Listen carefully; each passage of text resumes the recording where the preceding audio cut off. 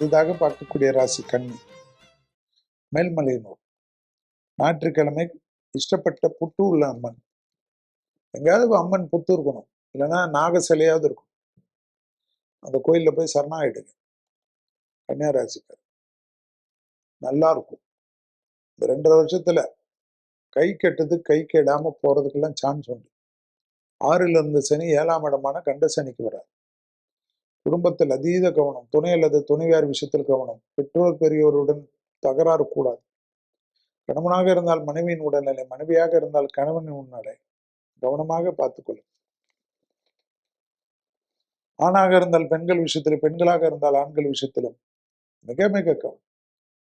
மற்றபடி இடமாற்றம், தொழில் மாற்றம், உத்தியோக மாற்றம், வியாபார மாற்றம் எல்லாம் வந்தா சந்தோஷம். உடன் இருப்பவர்களை தோர்த்தி விடாதீர்கள்.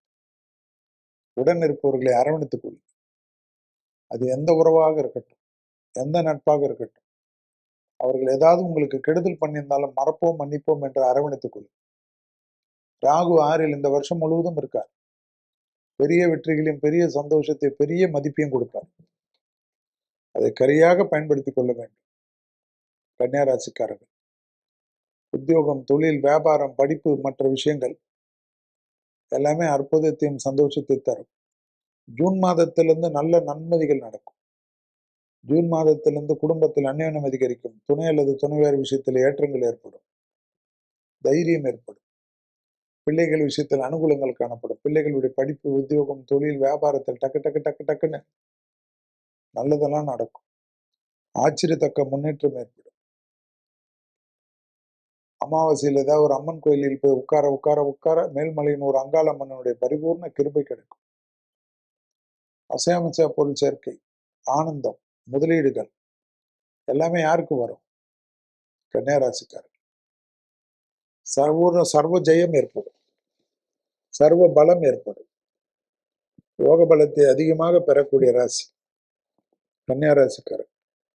எதிர்பார்த்த நல்ல விஷயங்கள் நடைபெறக்கூடிய சாத்தியக்கூறுகள், செல்வாக்குகள் கூடுவது கண்கூடாக பார்க்கலாம்.